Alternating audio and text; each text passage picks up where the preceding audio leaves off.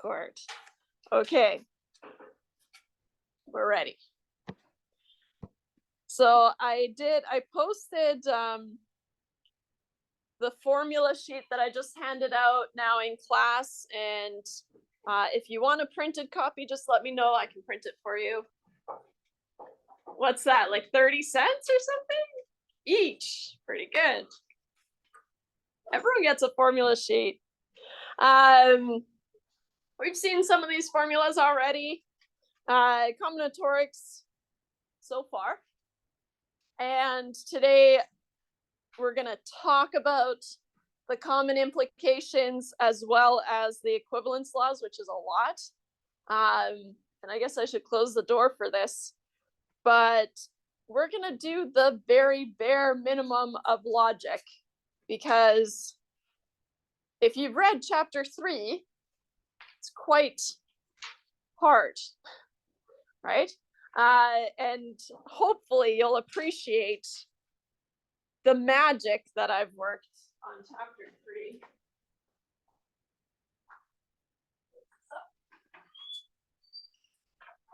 3. So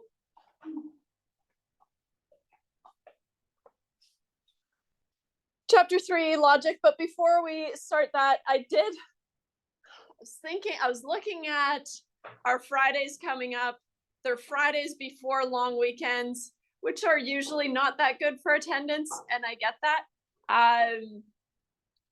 Even I used to skip Fridays before long weekends.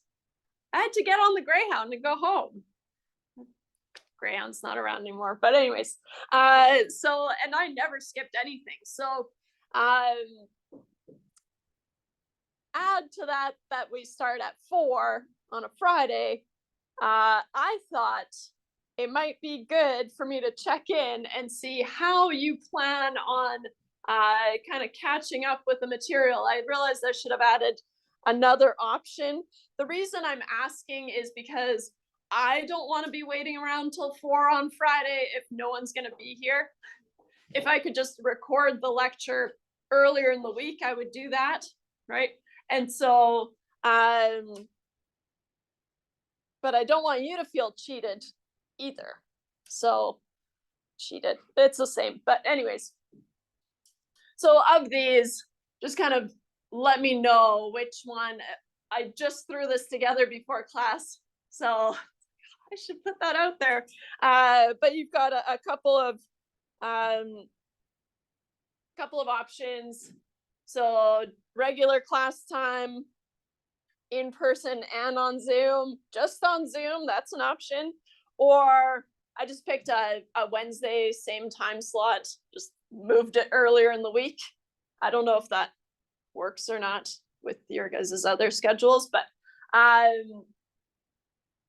or doesn't matter because you're busy and you'll just catch the video later. Then if that's the majority vote, I'll probably just sit down and record it and post it, and then you can just have it. So this is just for, I mean, I guess it could be for all the Fridays, but I don't want to get in trouble either. Who would get mad at me? I don't know. But I'm just talking about, did I put it here? Oh yeah, I'm just talking about this Friday and the following Friday, because and probably the one heading into Remembrance Day, but we'll deal with that later, right? I'll kind of follow suit with what we choose here. How about? So I am only keeping it open till tomorrow at midnight. I'm like, go in, do it, let me know. And that's that. And then majority rules, obviously, whatever gets the most votes is what I will do. Okay. Logic. Sounds easy, but it's not. Ugh. Right? Oh, it's whatever makes sense, right? Well, no, it's not. A lot of the time, it's mind-boggling. Logic is super important in a lot of fields. including computer science, right? Computers need to follow logical statements, okay? But in terms of the logic that we're going to cover, what I did was I looked at the final exam, and we're just going to learn what we need for answering those questions, and that's it. Okay? Don't worry, it's plenty still. Okay. All right. Wow, got me really excited about logic, Emily. But on the plus side, once we're out of logic, which is this week, we're on easy street, sort of. Or maybe that's just me. I realized that this week, in all my classes, I'm teaching stuff that I really don't enjoy. Whereas I know Paul loves logic, so he's going to go super hard on it, and I don't. So, you know, if you like logic, I think Then, no, we can't be friends if you like logic. No, logic is fun. It's just, you need a lot of time, and we have other things to do, more important things. All right, let's start with some vocabulary. So we're going to have propositions, so things that are statements, and they can be either true or false. So far, so good, right? Things like 4 is even, either true or false, fair enough. 4 is in the set of 1, 3, 5. True or false, right? There are only 2 possible outcomes. And 43 is greater than 21. All of those are propositions, right? You can assign a true, false value, nothing in between. And that's the core of what we're doing today. Okay. So what if we have 2 propositions and I want to link them, such as this Europa, so Europe supports life, or Mars supports life. So now I'm linking them with an or. Most common way to link things is with an or an and, right? And we've seen those with sets, and they look the same and they kind of act the same, and so we've seen them before, but now they're in the logic realm, so a little bit slightly different. But Europa supports life on, or Mars supports life. Okay? This is either true or false, and this is either true or false, right? So I've linked 2 propositions with the word or. Fair enough? So and we can switch them, right? A or B is the same as B or A. That's where we'll end today. There, that's logic. No. But we do finish the section with that statement. So we'll loop back to that. Okay. But okay. What if we have something like, I highlighted this, but I think I want to come back to it.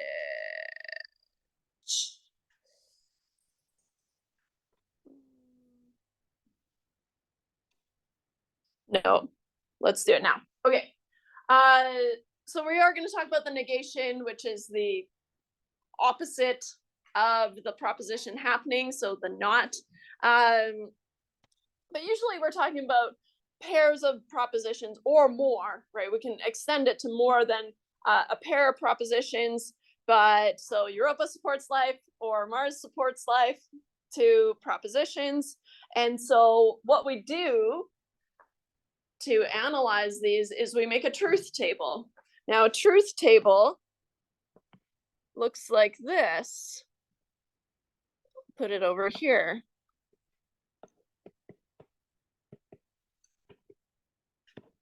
So a truth table, if we have, now usually we use P as a proposition and Q as a kind of our jumping off point standard values or variables for any proposition.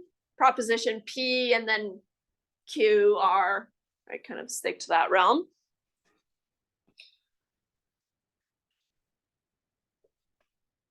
So what we do is we consider all the possible combinations of outcomes, right? If I have two propositions, each with two possible outcomes, how many total combinations do I have? Drawing from chapter 2, I know I have 2 to the power of 2 possible outcomes, right? And so here, I know I have 2 to the power of 2 possible true, false combinations. So I have 4 possible combinations. It's just a matter of figuring out what those are. Now, the standardized way that we're going to construct these truth tables is we're going to split them in half and say the first half are 0. We start with 0? Yeah. 0, 0, 1, 1. And that's always how we're going to start the truth table. Okay. Start with the zeros. Half of them are zeros, half of them are ones. And then what do? Then we can alternate, right? Can alternate 0, 1, 0, 1.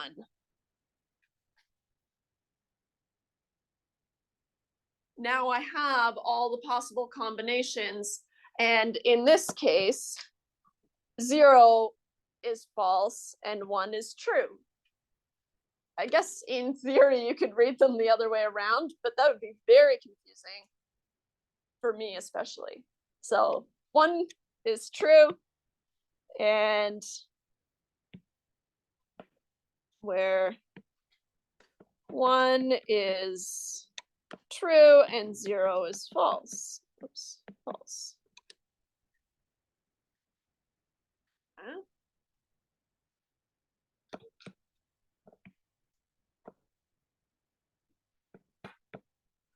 Oops, not 2. To make a truth table,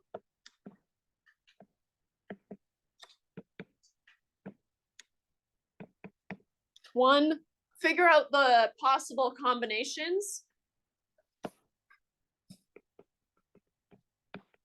Find the total possible combinations.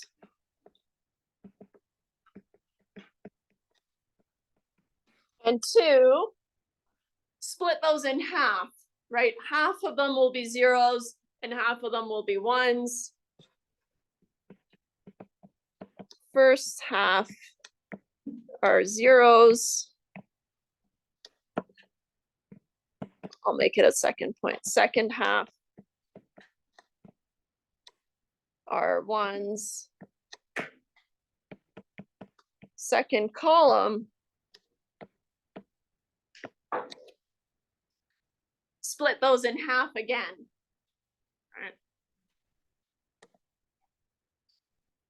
All right.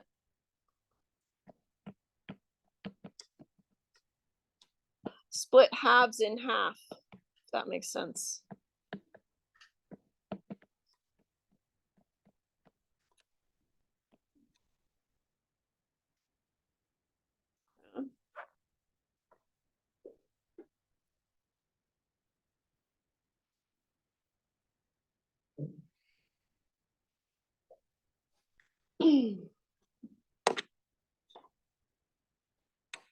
Which is what we did, right?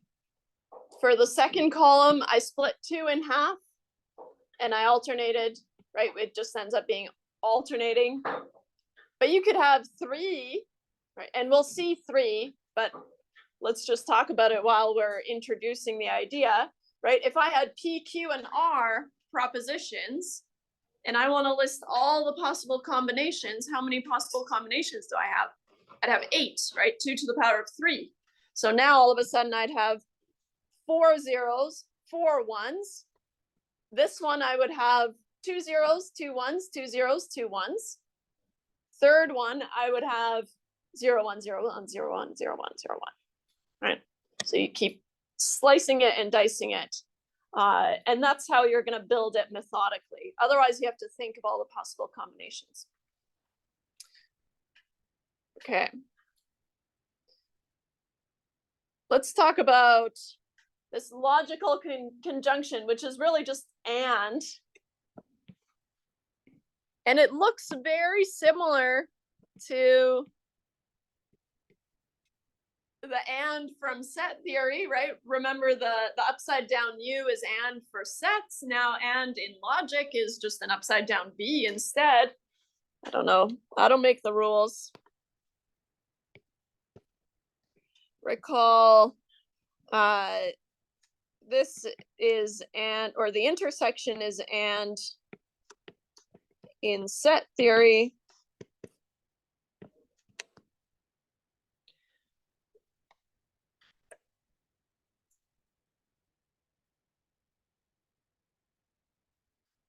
Right, versus the upside down V in logic. But you can read them the same way, right?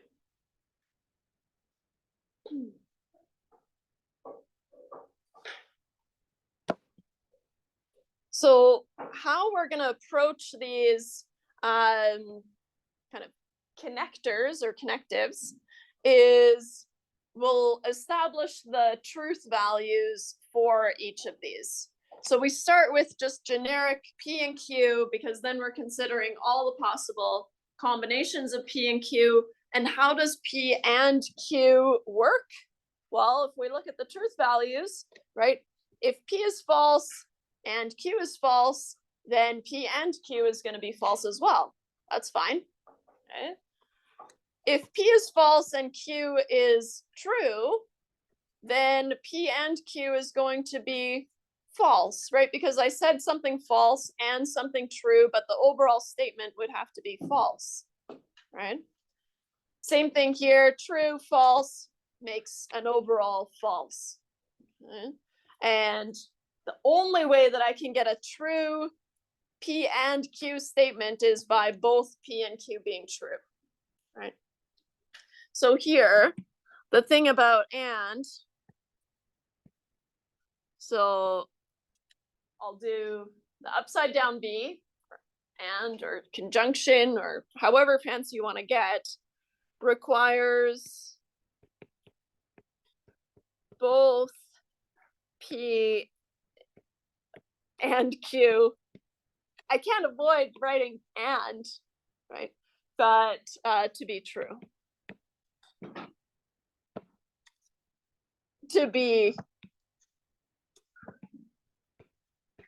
for the conjunction to be true.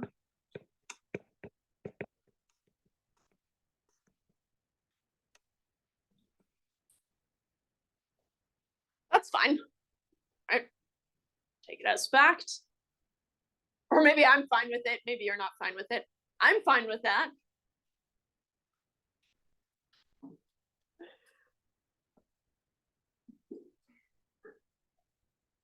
I think the next one, I think we just jump into, yeah. What if you had to do it for or, which we're also going to have, and there's a reason I'm kind of hiding the rest here, but it doesn't work out very well, does it? The disjunction or, oh, hey, I changed my pen. I like it, but might be too dark. So now we've got this B, right, or, and same thing for set theory. It was either in this set or in this set or in both, right? So now or is more flexible, right? And so as long as P or Q is true, one of those, then the overall statement is true. Okay, so when is P and Q true? Is it for the or, do you mean? yeah. Oh, I just said the block. So equals like a true. Yeah. Because they're allowed to be thinking about it somewhat in set kind of visualization, right? In a Venn diagram, you're allowed to have the overlap as well. It's not, but it helps me, so it might help you. I don't know. Okay. So here, how can we summarize this little guy? False or false? Well, that's going to be false, right? False or true? Well, one of those is true, so it's true. Right? True or false? Still true. Right? True or true is true. So here, for or, as long as one proposition is true, P or Q, P or P, P or Q is true.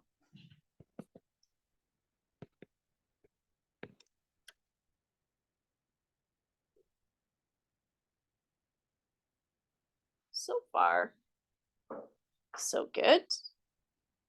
And don't worry, we're gonna make some truth tables. Give it time. First, we have to introduce the logical negation. Now, negation is the not of the proposition, right? Or the opposite, sort of, right? Opposite and negation are not necessarily the same. But if P is a proposition, its negation, not P, is denoted by this kind of, well, I just read it as not P. But I do want to make a note here that for your assignment, it's going to look like this in your assignment. In mom assignments,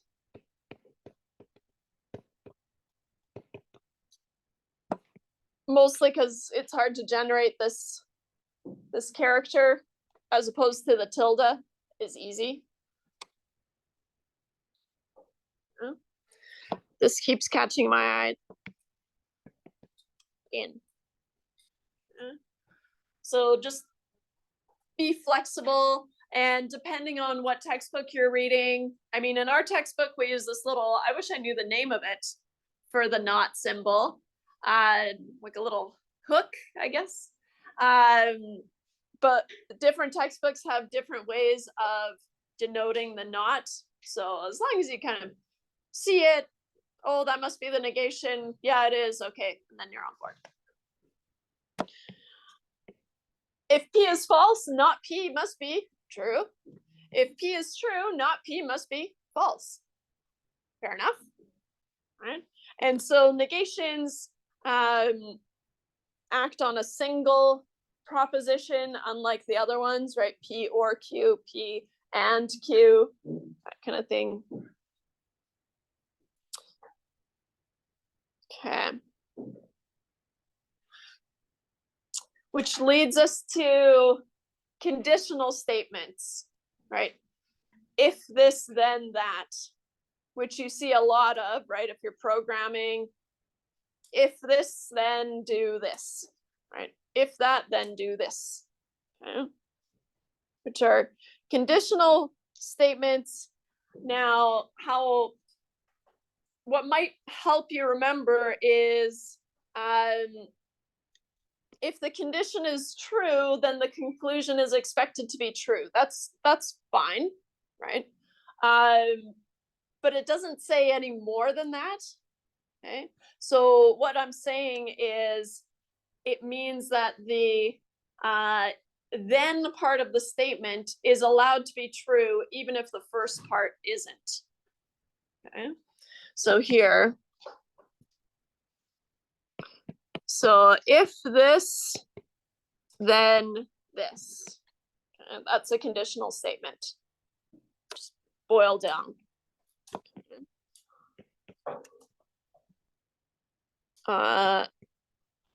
This is allowed to be true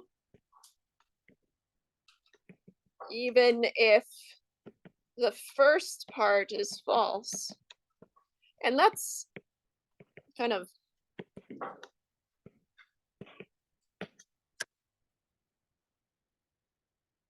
once you have accepted that as a fact, then it's a little bit easier to wrap your head around. But I have a hard time with it. So I'm like, no, the first part has to be true, and then the second part has to be true. Okay? But they give an example here that I'm going to jump to. We'll jump back to that other proposition. But if your instructor, me, told you if you receive a grade of 95 or better on the final exam, then you will receive an A in this course. That's a conditional statement. If you get 95 on the final, you will get an A. Okay. That's a promise, right? And so that's that conditional statement. So if you get 95% or above on the final exam, I have promised to give you an A on the course, or in the course, I guess. Okay. So now you get your final back, and there are 4 possible combinations, right? First one being, well, if you get a 95% or better on the final exam, now the first case, right, thinking to your truth table, thinking about a 0, it means you didn't get 95% or better, right? And so it was less than 95.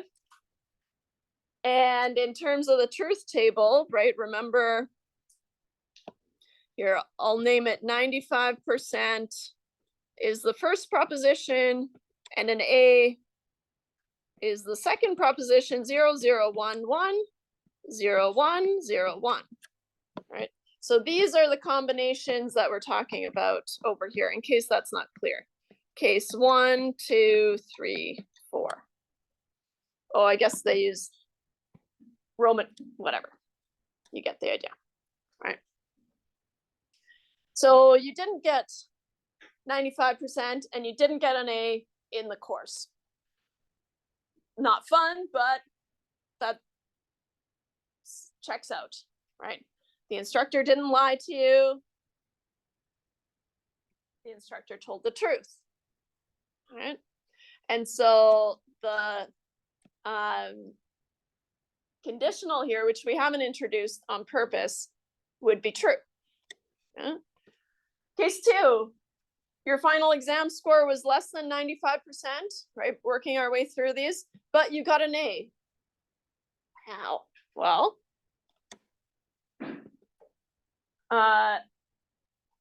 maybe you just had enough to get an A anyways, right? Maybe you didn't need that 95%, right?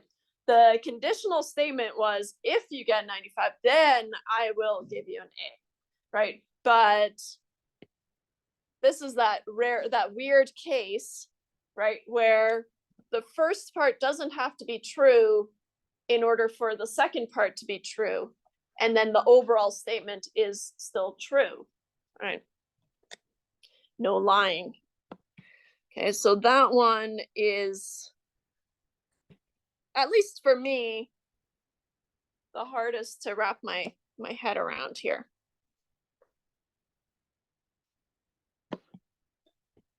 What if you got 95% or higher and you didn't get an A? Well, then they're a liar or false, right? The conditional statement would be false. Your final exam score was greater than 95, right? And you received an A in the course, which means that they followed through on their promise, right? And so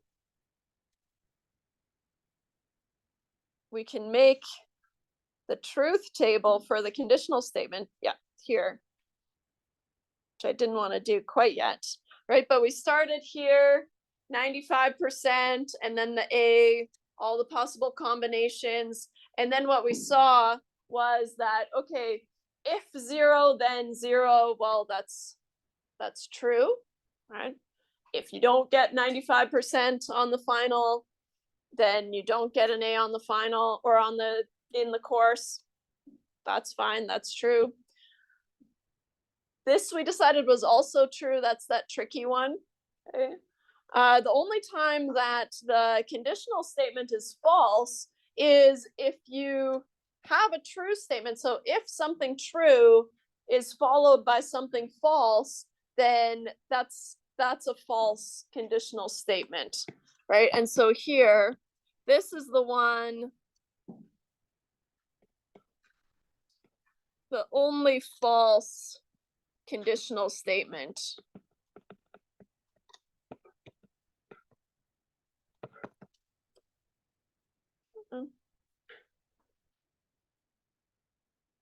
The other ones are all true, right?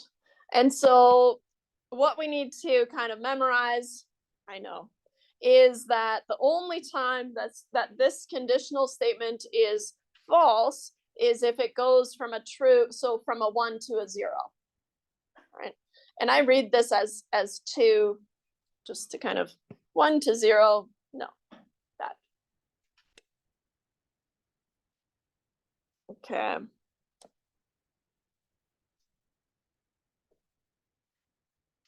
Of course, the order of the condition, right? If you get an A, then you got a 95% on the final, right? That's not necessarily true. You can get an A without getting 95% on the final, right? And so the order of the condition and the conclusion is important. Right?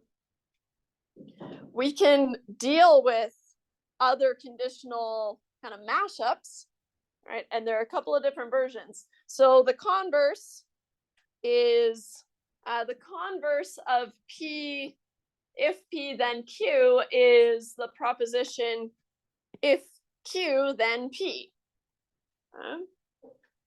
That's the converse. So the converse of if you receive a grade of 95 or better in the final exam, then you will receive an A in this course. Is, okay, let's see here. Let's map this out. So if you receive a 95% or better on the final exam, that's going to be your P. Then you will receive an A in this course. That's your Q. That's your Q. If you had to rewrite this, and part of kind of my struggle with logic is the sentences don't really make sense anymore if you rearrange them, but just stick with, okay, so we've decided that this is P and this is Q. So then how am I going to say this? If I write the converse, I want to flip these, right? And say, if you receive an A in this course, then you received a grade of 95 or better on the final exam. And of course, these are saying two different things. Right? What if we wanted some kind of proposition related to if P then Q that has the same logical meaning? What would we have to do? I don't expect you to get there. It's called the contrapositive. So the contrapositive of if P then Q is going to have the same meaning as if not Q, then not P. Okay. And so here, let's talk about that.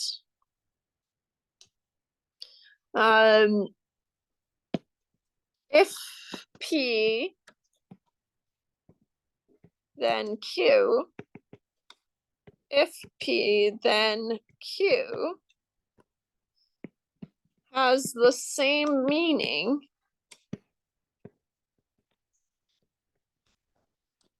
as not Q, so if not Q, then not P.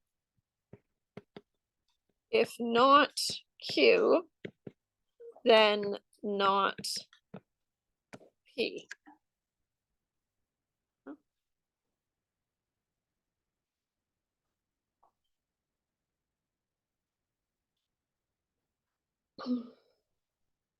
My brother-in-law teaches philosophy at U of C, and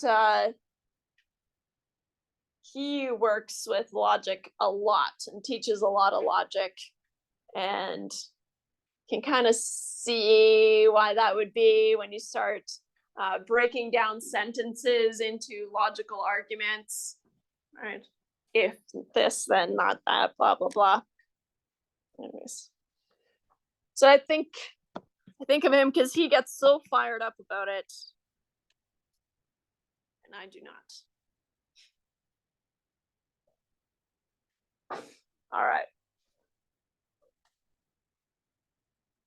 Okie dokie. You know what? Time for a truth table, I think. Or let me see. Good a time as any. Let me add some lines here so I'm not all over the place. So what I want to do is I want to make a truth table of if P then Q, just to refresh our memories, right? We've already seen it, we just saw it. But I also want to make a truth table of if not Q, then not P. Okay? I want to confirm that, well, if they have the same meaning, what does that say about the truth tables? The final truth tables have to be the same, right? Otherwise, they don't have the same meaning.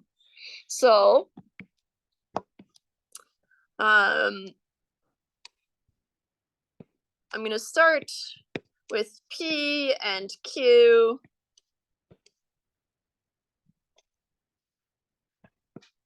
Same setup, 0, 0, 1, 1, 0, 1, 0, 1. And I'm curious about if P, then Q.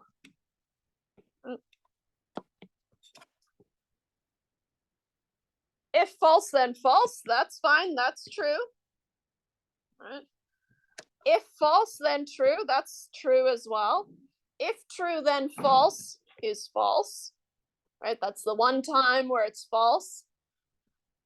If true, then true, that's true.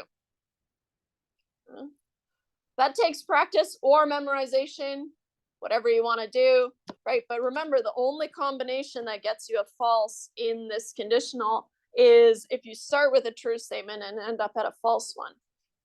All right. So now I want to look at not Q.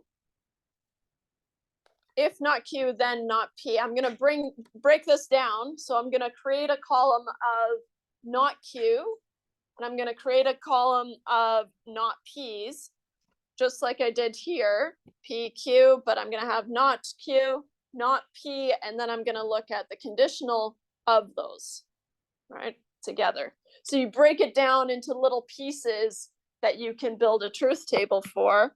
And so here, not Q, and the order is important. We just established that, right? We said, okay, well, order matters here, right? If this, then that, of course.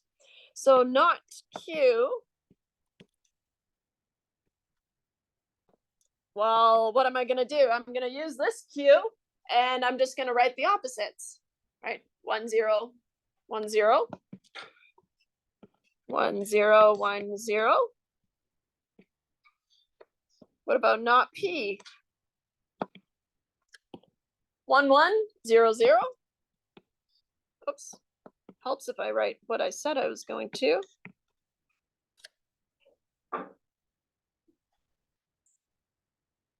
And now the implication, or the conditional, sorry, not Q. So if not Q, then not P. Remembering, I like to highlight the one that I know is going to give me a false statement, and then I just go through and confirm the other ones, right? And so the only time that it's false is if I go from a true to a false, all the other ones are allowed, right? And so this one is false, and true to true is true. False to true is still allowed, though confusing, and false to false is true. Neither of them are satisfied, but it's still a true statement. So it kind of zero called again. Well, it's a conditional. So the arrow and the other, the Yeah. It doesn't matter if you have that or not. If it's on both variables, they'll still have that same pattern. Where it's 1, 1, 0, 1. Oh, do you mean this? This one No, here, no, or no, this no, one?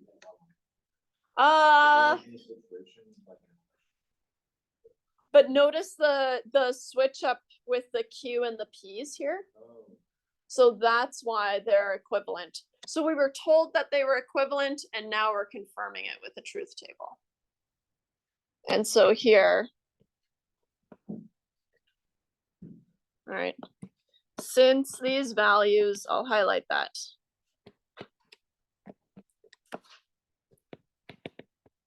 Since these truth tables, truth tables are the same, right? The final columns, all the other ones we just do, they're just work getting to the final columns, are the same. They have the same meaning.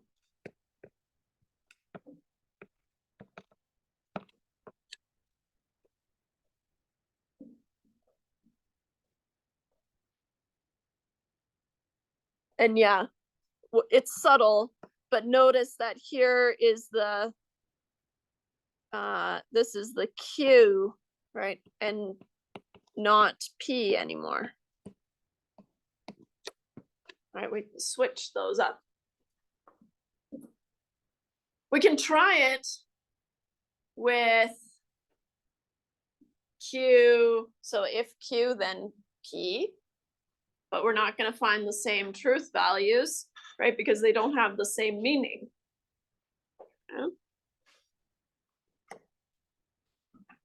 Okay.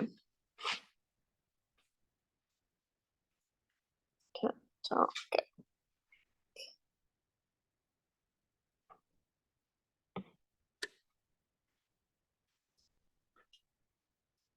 We were only going in one direction, right? If P, then Q, right? And that's when we had only that one false situation where, okay, if I'm going from a true to a false, then that's false, right? Because if the first part's true, then the second part has to be true, otherwise it's false. Huh. I know, I heard that too. Yikes. How about the biconditional proposition? So if P and Q are propositions, then the biconditional statement, so bi meaning two and conditional, going back to the conditional, but now it has to go both ways, okay? You can read it as P if and only if Q, which we usually abbreviate to IFF, if and only if.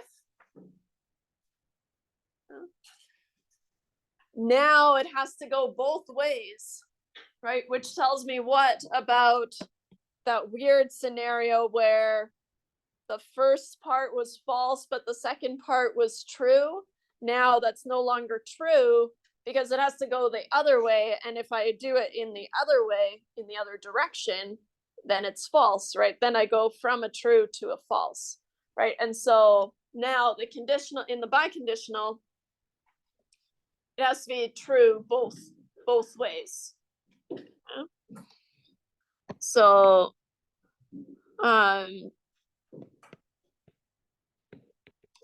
must be true conditional statements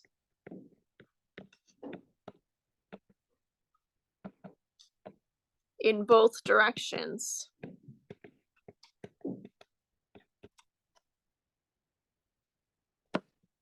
So in the if and only if situation, Then the only time that I have a true statement is if I have a false, if and only if a false, right?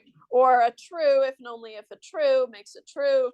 That I think everyone's on board with. It's the false joined up with a false makes it true, right? Because it has to go both ways. Maybe.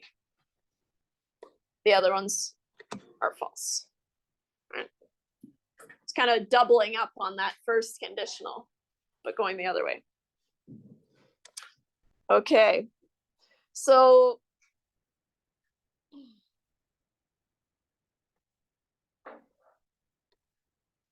I've tried to be consistent with the if P then Q statements, but all of these are all equivalent to that conditional statement. So here, these are all if P then Q. P implies Q, Q follows from P, P only if Q, Q if P, P is sufficient for Q, Q is necessary for P. All of those are just many ways of saying if P then Q. Right? P implies Q is probably the one I'll gravitate towards more, but I'm trying to just say if then. These are all equivalent sayings for P if and only if Q. So this is when you have that biconditional statement. So P if and only if Q. P is necessary and sufficient for Q. P is equivalent to Q, which we saw, right? Goes both ways. If P, then Q, and if Q, then P. It's kind of a wordy way of saying it. If P, then Q, and conversely. Right? Working the other way. So lots of different ways of saying the same thing, which is not helpful. I'll save these exercises for later this week.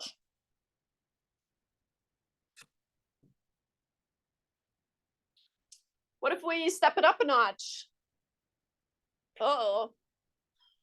What if we have this compound proposition where we have C some proposition, and how do we read this? P and Q, or not Q and R, where P, Q, and R are propositions. How about we make the truth table for this thing to see what happens? How are we going to do that? What's the best way to tackle it? Well, break these things up into little chunks. We've got let the brackets be your guide, right? And so we can find the truth values for P and Q, right? We can find the truth values for not Q. We can find the truth value, then we can build it out and find the truth values for not Q and R. Then I can find the truth values for this combination, right? P and Q, which I'll now have as one column, or not Q and R as I'll have as another column, right? And then we'll be able to find the truth values for this compound proposition. Now I'm going to start this on a fresh page here because I want to do it together. Yes, it is in there, but I think it's worth doing together. What's your first step? Building this truth table? Well, we need to figure out how many possible combinations do I have. This is one of those cases where now I have P, Q, and R. And so let's start with P, Q, R. Each of them have two possible outcomes, right? 2 to the power of 3 makes 8. So now I have 8 rows that I'm going to be working with, right? If I split those in half for the first one, right, I get 0, 0, 0, 0, 4 zeros, 1, 1, 1, 1, and 4 ones. Try to keep it on. That's tough. A lot of scrolling. Okay. So you find the total number of combinations, take them in half, and then now for this next one, now I take these 4 and do the same thing but split them in half, right? So I get 0, 0, 1, 1, and then I do it again for the ones, 0, 0, 1, 1. Now I do the same thing for the R's, but now I'm splitting 2 in half. So now it's just alternating 0, 1, 0, 1, 0, 1, 0, 1. Okay. Whew. Now we've listed all the possible combinations of truth values. So now let's get to work. Where do we want to start? Doesn't really matter. I think it might be nice. Well, usually I work from left to right if I can help it. And maybe that's what we should do still, right? What am I leaning towards? Maybe I'm leaning towards just making the not Q column right away when it's nice and close by so I can see it. And then joining it with R, but you know what? Live a little. So what do we do here? We're going to make a new column of P and Q.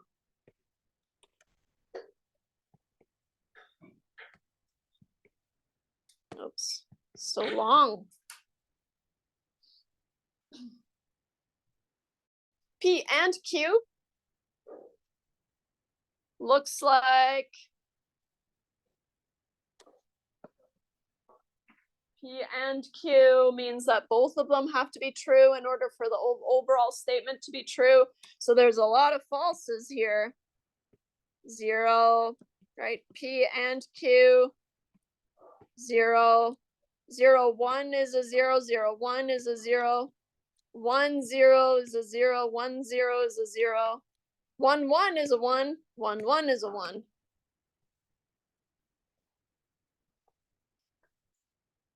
Right. Now to make the next one, first I'm going to make a column of not Q. I know it's easy enough to do it in your head, but this table is quite large and you don't want to trip yourself up. And so it's better to just be nice and thorough. So let's make a column for not Q.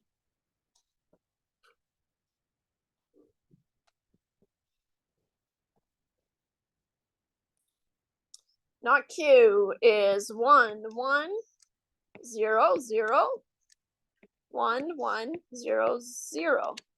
Try to make it a 1 here. 0.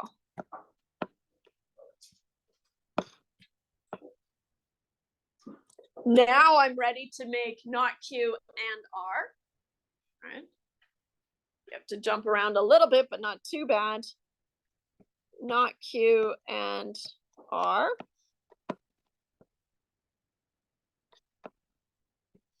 Split these up. Okay. So I'm looking at not Q and R. So 0 and 1 or 1 and 0 makes 0. 1 and 1 makes 1. And I am doing, with my fingers, I'm kind of pointing to the columns that I want. Otherwise, I'll get tripped up. 0 and 0 is a 0. 0 and 1 is a 0. 1 and 0 is a 0. 1 and 1 is a 1. I don't know why, but I like getting ones. 0 and 0 is a 0.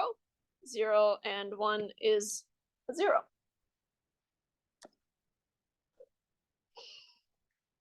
Okay.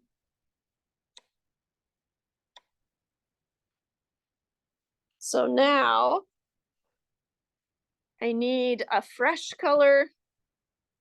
Blue, we haven't used blue, light blue.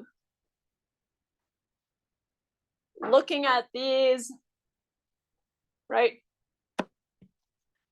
this P and Q, or not Q and R. Notice that we boiled them down to just 2 columns. So now I can look at the or of it all. So now I have P and Q, or not Q and R. Thing about or is as long as one of them is true, then the whole thing is true. Okay. So now I'm looking at this column or this column, right? And I am using my fingers here. So 0 or 0 is a 0. 0 or 1 is a 1. It doesn't like me touching the screen, but maybe you can't see that when that happens. It's not happening anymore. 0 or 0 is a 0. 0 or 0 is a 0. 0 or 0 is a 0. 0 or 1 is a 1. 1 or 0 is a 1. And 1 or 0 is also a 1.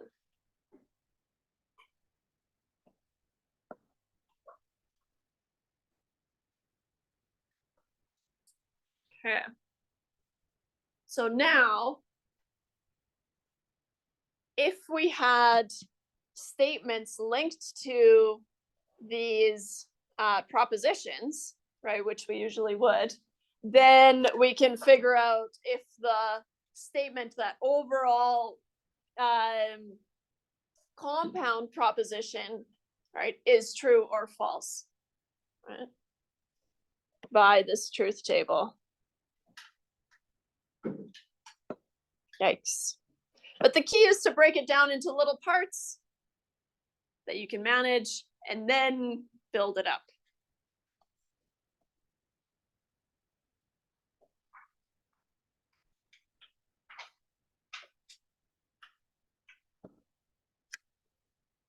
I'm not going to be too concerned about the hierarchy for reading these compound propositions, but just like BEDMAS, or do you remember BEDMAS, order of operations, PEMDAS, you studying in the States, I don't know why, parentheses instead of brackets, exponents, division, multiplication, addition, subtraction, right? It's just a way of remembering the hierarchy, the order of operations. So there is such a thing for logic as well. Okay. Of course, parentheses or brackets override this order. So if you wrap something up in brackets, that's where you start, and then you work your way out. But if there are no brackets, then you do it in this order. So you start with any negation, and then conjunction, which is that the or, I think. Disjunction is the and. Let me just confirm. I should remember that.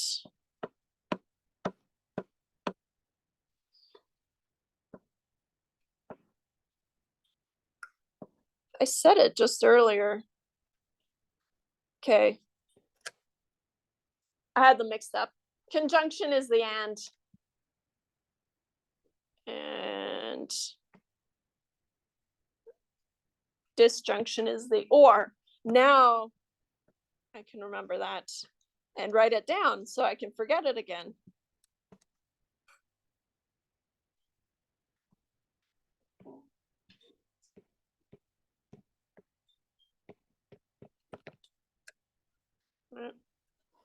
So conjunction, disjunction. Then the conditional, and then the biconditional.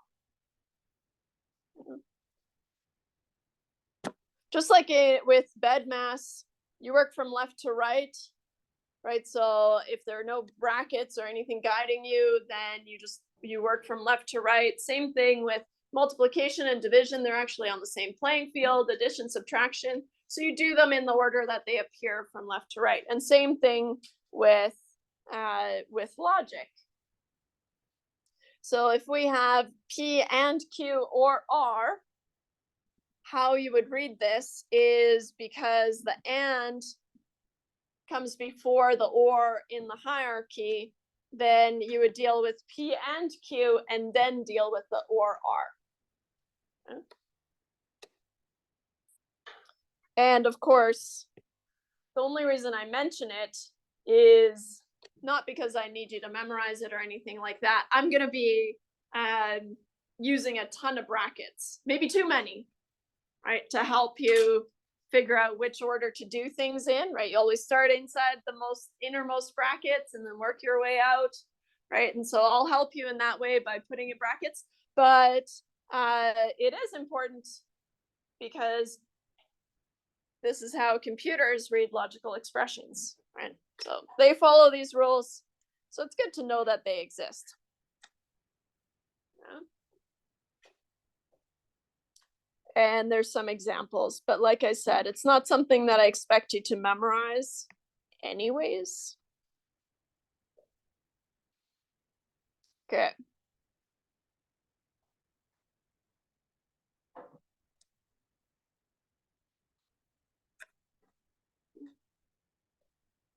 I guess there's some formatter, but that's okay.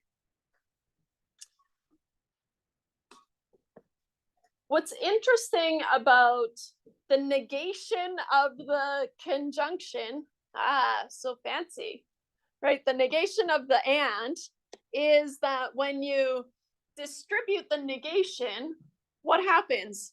It turns the and into an or, right? So you're allowed to do it, but right here, the negation's on the outside of the brackets, and then now I'm getting rid of the brackets, and it's just really important that you notice the change from and to or when you break out the brackets, right? When you distribute that negation inside the brackets. So we can have a look and confirm that that is true with a truth table. So if I have PQ, right, set up my standard truth tables, which honestly, I think there's some value in just being able to set up the general truth table that applies to whatever you're trying to solve. Especially something like the one that we just did, the big one, something like this. Even setting this up is worth something. Not full marks, obviously, but it's absolutely worth part marks. So even if you're completely stumped, then set up at least this kind of bare bones truth table. And then from there, maybe try a few, right? But this takes knowledge as well, right? Figuring out how many possible combinations, knowing to alternate them, all that fun stuff. I guess, yeah, you should know that if it looks like you put any effort in, just show me that you tried something, did something, and it sort of makes sense. I'm good for part marks. Not a lot, but it's not all or nothing with me. I don't think it is with anyone, but just keep that in mind. Okay? All right, so if we set up the truth tables, we kind of skipped a step here because what would I have liked to do? I probably would have made a column of P and Q, then negated it, right? So here there's kind of a secret column of P and Q and then negated it.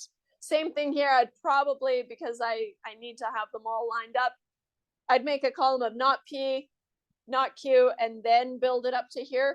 But what we see is that these have the same truth values.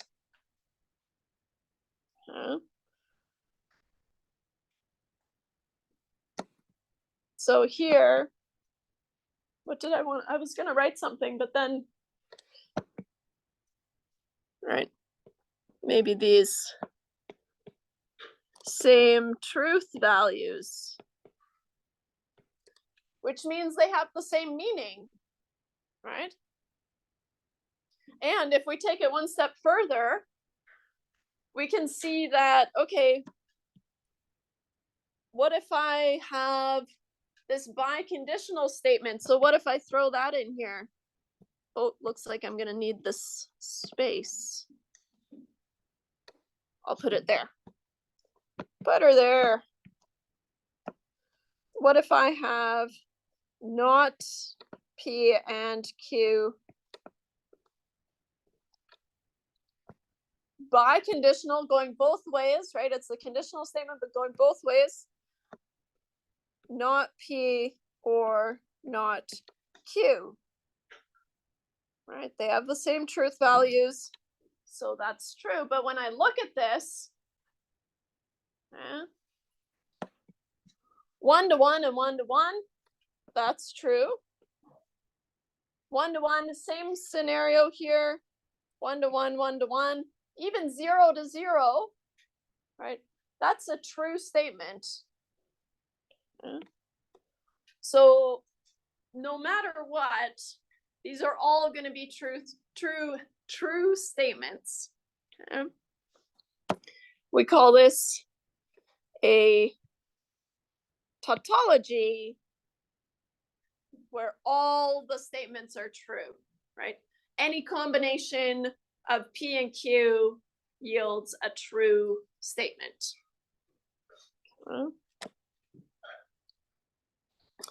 So here, a tautology is any combination of P, Q. I'm careful not to say P and Q, right? Because that has meaning. So I'll just do P comma Q. Is always true, right? Is a tautology. We can use the number 1 to symbolize a tautology, right? Because it's just a series of ones. And just like we did sort of here, right? We can do the same thing and confirm that these are all tautologies, but I'll leave those for you to do, and maybe I'll snag some for next day. But right, careful building out the truth tables. But what's nice is you know that you should end up with all ones, right? Because we're just confirming that they are tautologies. Okay, we'll do one. How about, which one should we do? First one looks the hardest, although we just did it, I guess. Is that the same one? Oh, phew, we already did it. How about the last one then? Or last one? You got it.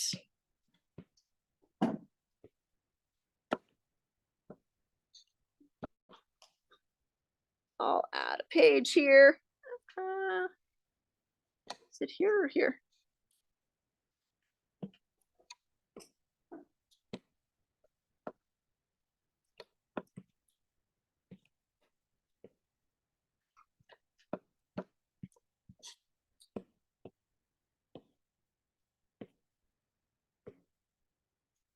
First thing you want to do is identify how many propositions you have. In this case, we've got P, Q, Q, P, so just P and Q, so that's fine. Let me just, okay. Making sure there's no R's. All right. Good a place to start as any, right? Just list your P's, list your Q's. We've seen a few already, so maybe you're feeling good. 0, 0, 1, 1. 0, 1, 0, 1.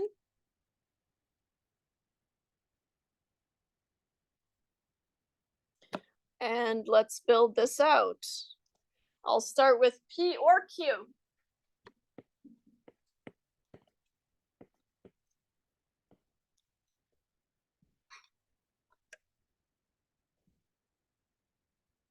as long as one of those is a 1, the overall result is a 1.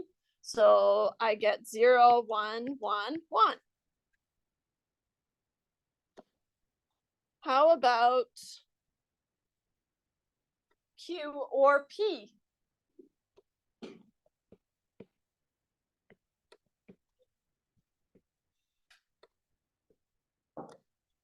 Q or P, well, same deal, right?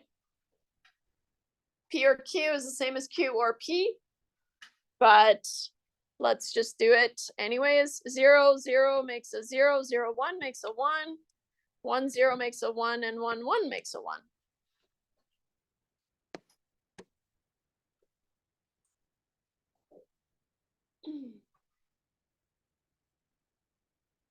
As long as, so for this next part, as long as it's going between the same two values, right? Whether that's false or whether that's true, right? The overall result is going to be true. And so we get P or Q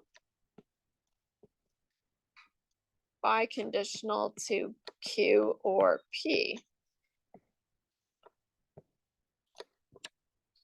All right. 0 to 0 and vice versa. Well, that's a 1, 1 to 1 and 1 to 1. Well, that's a 1. And that's the same scenario. So therefore, it is a tautology because it's all ones.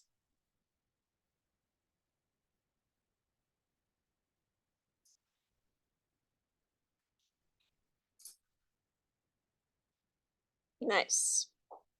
So you can confirm the other ones, right? But you're going for your final column should just be a column of ones, right? That's what you're confirming.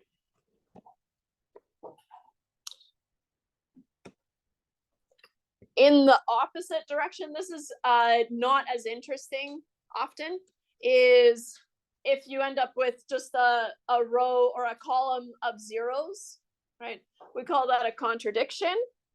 Okay, so an expression involving logical variables that's false for all cases is called a contradiction. So it doesn't matter what you put in, it's always going to be a contradiction.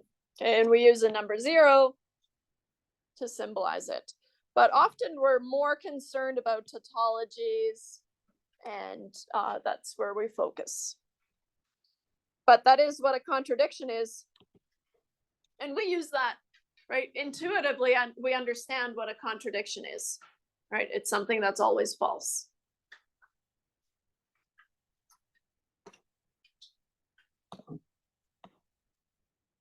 You can check the contradictions, right? P and not P. Well, that can never be true, all right? So it's always false. This one's kind of a fun contradiction. So what are you confirming if you're building out the truth table for this one? All right. Try this. You're confirming that you're getting a series of zeros and nothing but. I'll say try this on your own.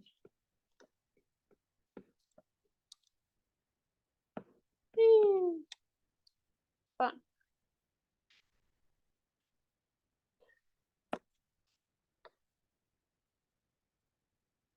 Okay. So now what we have been talking about is equivalence. So equivalence is if you have a statement or a proposition R, and if and only if S is a tautology, then they're equivalent. And we use special notation. We use this kind of thicker double arrow to denote equivalence. But R and S are equivalent if and only if R if and only if S is a tautology words. And we denote it by just this thicker double arrow. Let's have a look at some of these. I thought that was for me.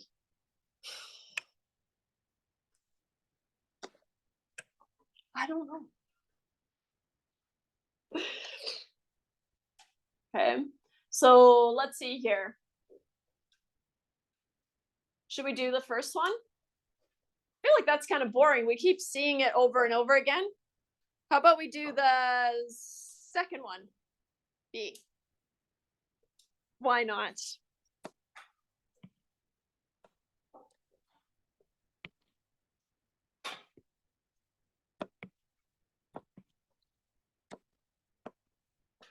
And you know what? I'm going to try to squeeze it in here. I'm dealing with P's and Q's. So how am I going to start my truth table? Well, with P and Q, 0, 0, 1, 1, 0, 1, 0, 1. Even if I have no clue what I'm doing, that's a good first step. All right. Then what am I going to do? I'm going to build out if P, then Q. Let's do that. If P, then Q.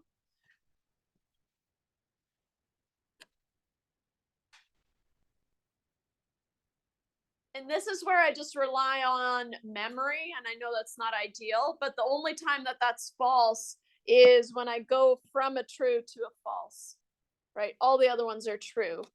We remember that from earlier. So this is true, true, false, true.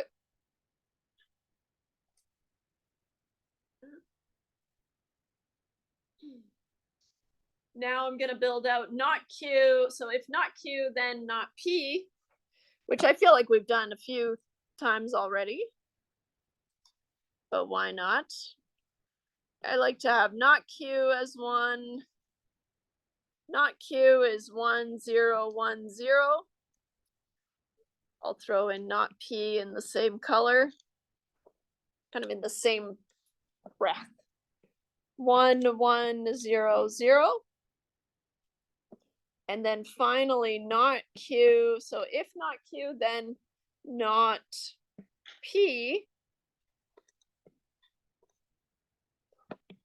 Remembering that 1 to 1 is good, 0 to 1, that's allowed. The only one that's not allowed is 1 to 0. So I start there, and I can fill out the true statements.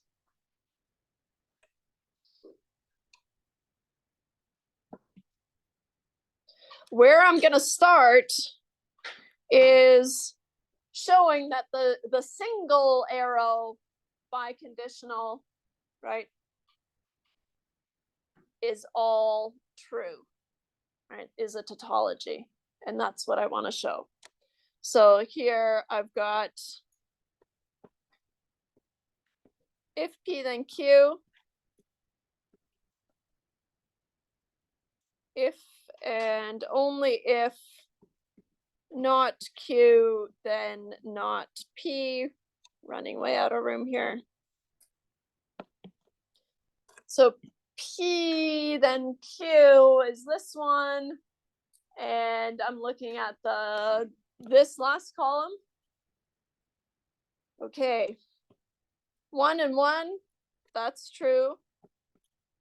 1 and 1, that's true again. 0, 0, that's true, right? Because it's bouncing between the same two truth values. And then same thing, 1 and 1 is true. Therefore, they are equivalent. So then we can use the double arrow. right? So the double arrow is just a special case of the biconditional where it yields a tautology, right? And that's the equivalence.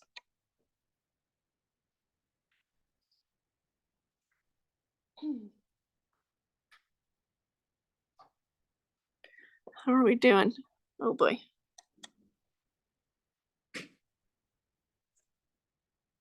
Okay, it's good. We've covered the meat and potatoes. It's going to be a matter of practice though, which I'm saving for next day, whenever that is. All right. Here's kind of a fun brain teaser. We're not going to talk too much about it, but so, or I guess let's. So implications, right? Knowing something about a proposition implies something about another proposition. Yeah. So if you were told that there's a large sum of money behind one of the two doors marked A and B, okay, and that one of the two propositions X and Y is true and the other is false, where X is the money is behind door A and Y is the money is behind door A or door B. All right.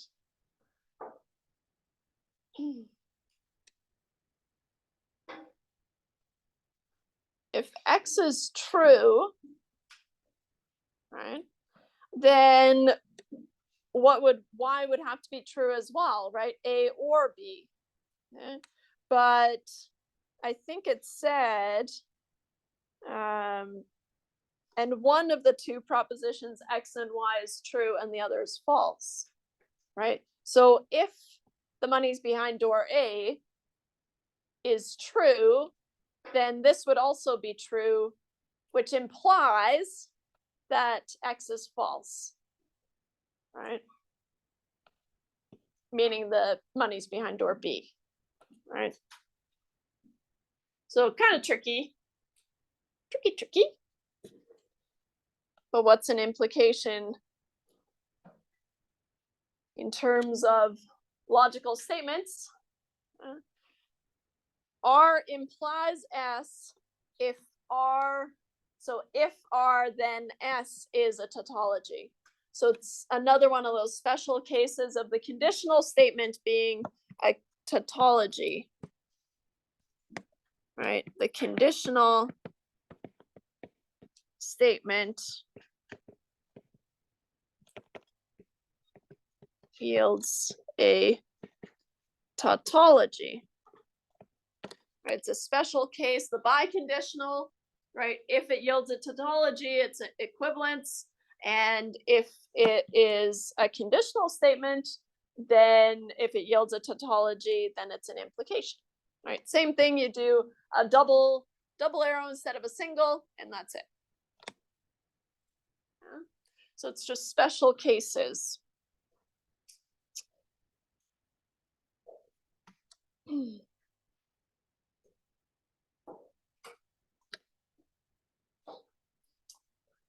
Can talk about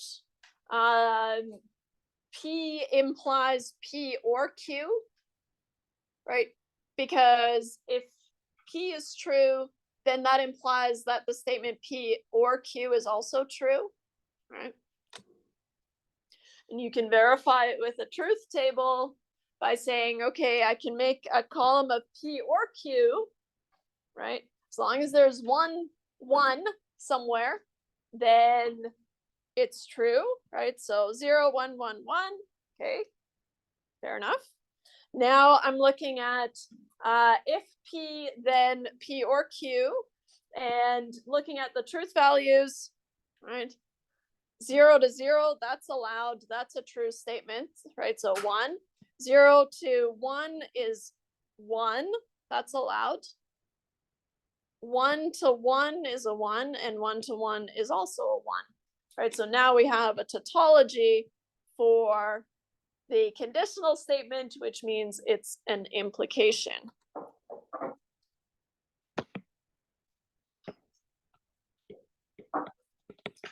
So conditional statement is a tautology Therefore, it is an implication. P implies P or Q.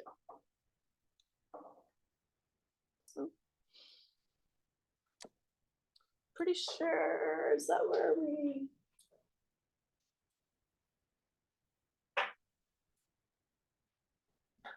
On your formula sheet, it's on there, but not in as simple terms. I don't think I grabbed the formula sheet yet. On here, I should say. I'll pull it in.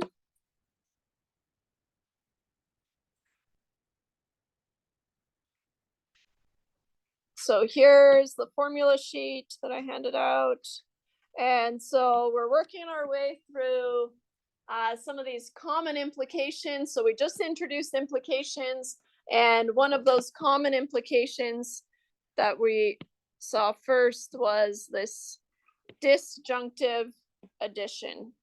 So what that looks, oh, wrong page. Disjunctive addition from the formula sheet. You can read it like this. So P implies P or Q, or if you, I don't really like this setup, so that's why I'm not emphasizing it too much. But if you're given P, then the conclusion can be P or Q, right? And was there another one? No. And let's not worry about that.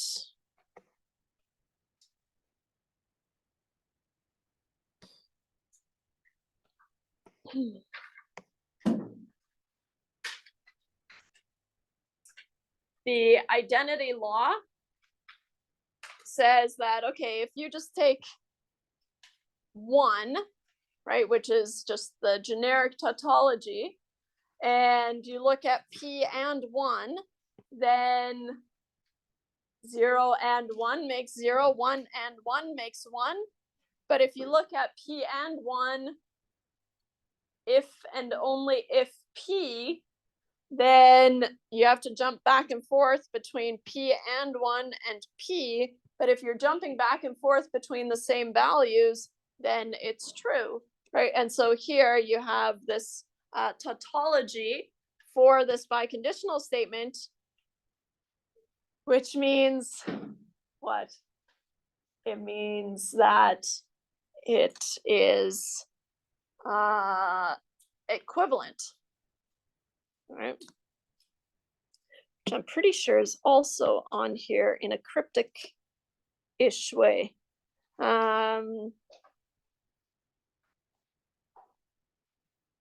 Is it?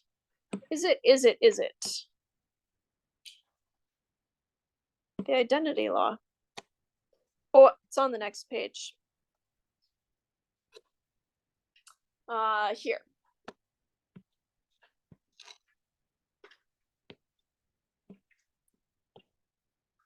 So these are not something that you have to memorize, but you do have to kind of pick out of a crowd on your formula sheet, which is also kind of difficult.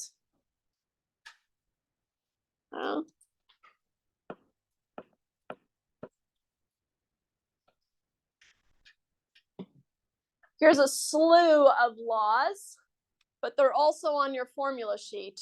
And because it got cut off here, I'm going to go to the formula sheet for that part. And then also these common implications and equivalences. Now, I highlighted it to make it look like we did it, but I don't want to do it. It's too hard for us. We got bigger fish to fry. Okay, but they are on that formula sheet, but I'm not going to ask questions about these. We'll save that. Is it 251 that you have to take after this? I think it's 221. Oh yeah, but it's cross-listed. Math 251 or computer science 221, right? Yeah. Yeah. They can do that. Steve, who teaches it, he's like, yeah, we're just gonna do it in 221 or 251. Oh, that's fine. Oh, I have friends that do 221. They say that this is much more harder than the one that you have. Oh yeah, but they can wade through this. Pretty sure they have more time too. Anyways, all right, so on the formula sheet, what do we have?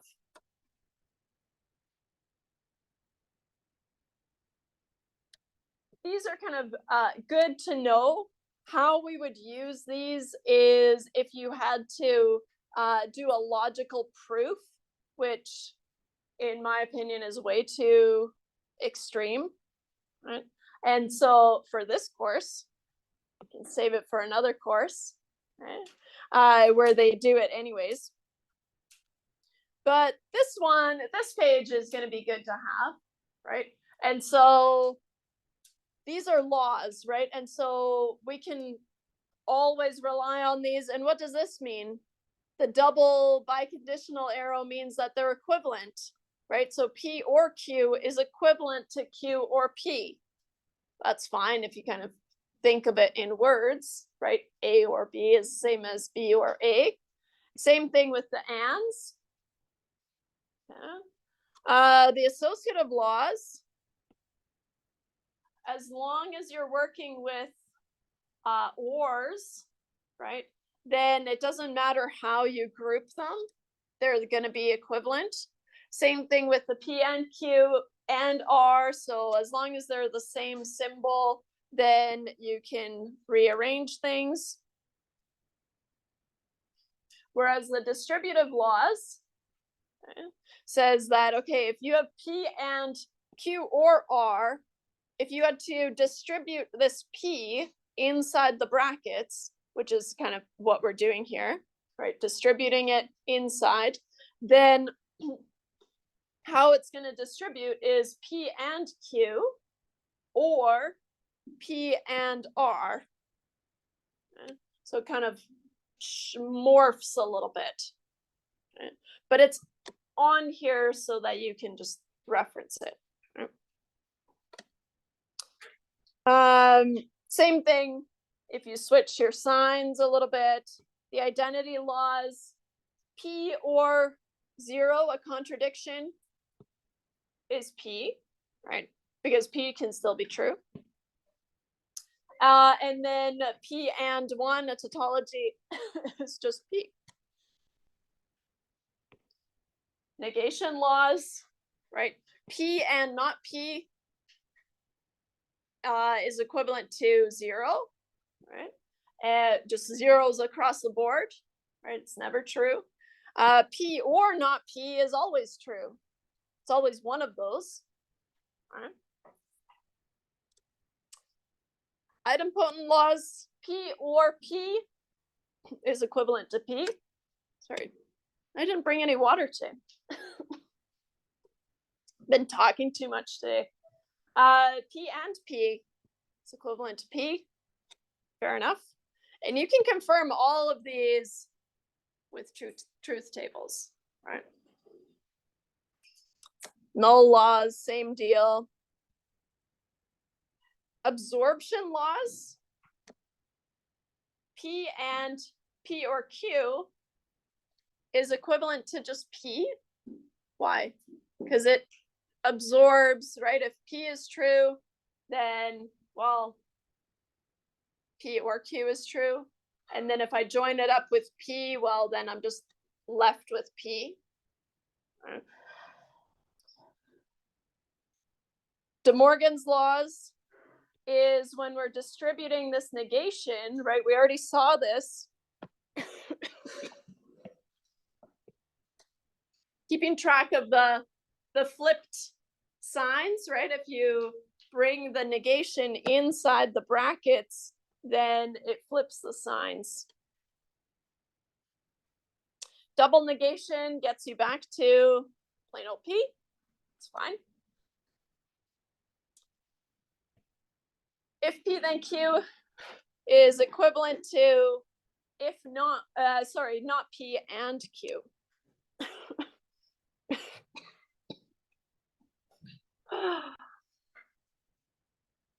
I always carry water around today. Oh, it's empty. I'll leave it. Oh man. Never doing that again. This one's a long one, right? But these, what it's saying is that these are all equivalent. So notice how it's three things. Which means that the first one is equivalent to the last one, and so on and so forth. And we talked about the contrapositive already. If P then Q is equivalent to not, if not Q, then not P. Notice the order in the Q's and P's. Mind your P's and Q's. Okay. So I did highlight some questions, but I'll save those. And notice how I chopped the chapter. That's where I ended the chapter. Keeps going. But I'd rather be very good at this instead. How about that? Any questions? All right. No break, so end early instead. If you have any questions, let me know. And make sure you do that little poll on Moodle before tomorrow at midnight. And if I don't see you, have a great long weekend.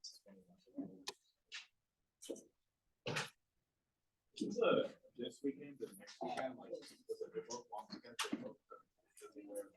Yeah. I laughed